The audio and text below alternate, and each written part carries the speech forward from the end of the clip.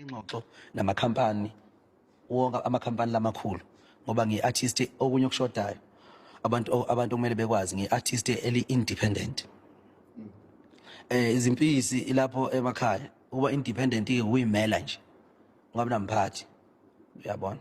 Ngibena ngesikhathi osithandayo emsebenzini phuma isikhathi ushayisa ngesikhathi osithandayo, so ngiyimele ngi-independent, into zami zonke ngiyiphathele. Lokho akamukelekile la kule industry yo music, ingakho kunama sabotage amaningi angivelele ukudelete ingoma zami online zinama miliyoni.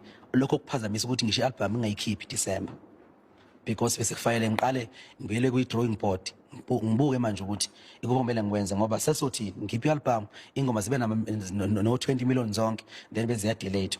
Angiyazi sabotage iqhamuka kuphi. Ngibile nezingxoxo-ke namakhampani sengiqala ukusarenda kule nto yamakhampani ngoba singakuwina okunye abafana bakithi ngomsiza nangokuhlakanipha kwethu, kodwa kunezinto ongekwazi ukuyicontrol.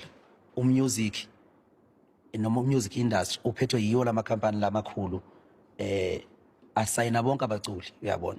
So mayine ingxoxo nami kodwa ngendlela enenhlonipho kuzofanele ngibhawe nami manje ngivume ukuthi hayi abawuthathe lo 30% noma lo 10% ngoba ngeke kube u-50%. U-50% usho ukuthi ishumini lami bathatha isihlanu ngoba phela ngiyazi, yabo. Bathatha isihlanu manje. Futhi nginesihlanu mina ngiba nesihlanu ngoba, yabo. Futhi uZumalo wakufundisa kahle lo president lo. Futhi Abantu ufuna 60%. Futhi 60 kanti 30% eshumini lami bano 30 cent. Sesiphuma nje mhlambeni ekujuleni kwala interview kaMthandeni Skeyade na laphana kwi-podcast and MacG network. Edlala ngolesithathu ngo3 maybe iyadlala ngo4 kuyale. Sikhuluma nje izinto eziseceleni ukuthi abantu abazi nohlele ngisho lento. I-purpose le interview bafowethu it was simple.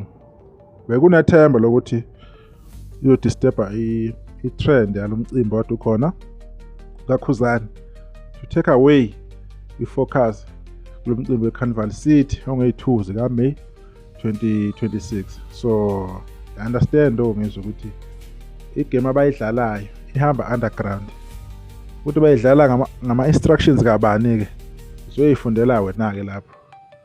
Always makunento uKhuzani ayenza ethinta umcimbi zibaningi izinto ezizakalayo. If uKhuzani nethimba lakhe bezama uku-approacha indaba yokusebenzisana no-SK kumele azosebenza.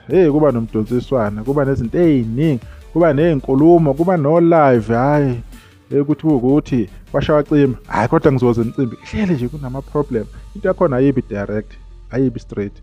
So ungizwe ngiyazi ukuthi uyithuluzi zokusetshenziswa ngayo yonke indlela.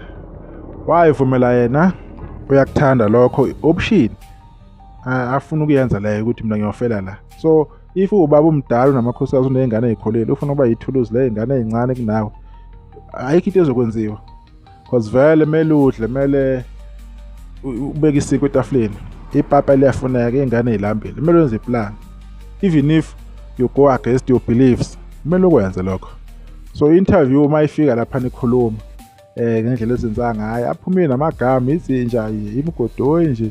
Can imagine ukukhuluma laphana big artist la kuMthandeni uyokhipha amagama angaka kubiza abantu ngezinje hlala zingikhonkotha washa kwacima.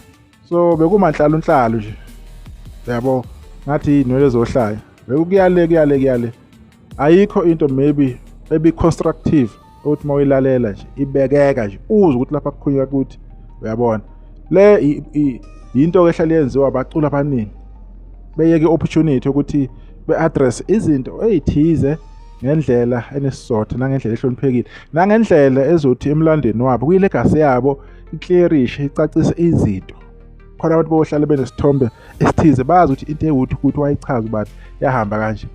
But ngenxa yokuthi kunento kaKhuzani yokuthi yena kumele kumakwe ngendlela eziphansi, yabo. So umuntu menza into uzenzela yena ngeke enze into bana kuthiwa uKhuzani nomcimbi sekumele abanye bakwenze lokho. But izinto zabo bazenza only if uKhuzani enyakaza afika angena namagama laphana okuduva kwempahla, into engabalekile leyo, into engathi isho, uyabona.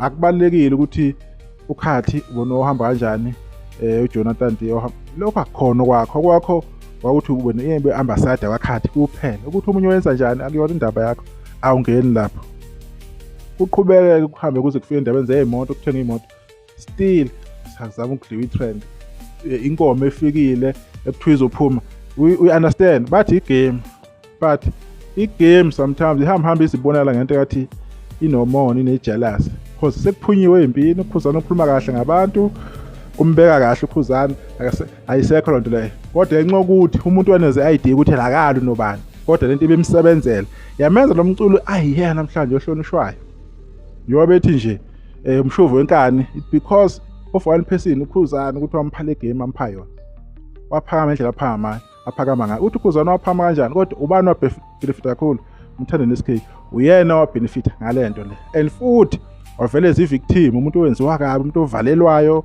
ovalelwa khozini evalelwa ngongizwe sasona ukhuzane bengamdlali ozimdona kwabakuningi leyo nto leyo yagcina kuyipropaganda efithayo nawe uyakwazi masedlala ubuvictim bomsebenzela endlela ukumsebenzela ngayo so kuba kuningi lezi amakhampani nani ke ukujula kwakhona thina sikwazi thina sibuka nje umculo online ngendlela kuyona yona yena mayibeka indlela beya ngayo right asazi thina uyena osala ama contract uyena ofaka umculo wakhe online uyena onabaphathi abamsiza into njengalezo egcina kosuku ivumelwano kumele uyihloniphe abantu lebekhokhele imali zabo ababesebenza nawe kodwa nje ama interview amaningi into ezenziwa lapha kuleto kangizwe kulesi sigeke kulenyule kulesi skiki lesiyana it's all about udiscredit okhuzana ukuthi why asazi nisahle ngeze kwethu sidibana okuzayo.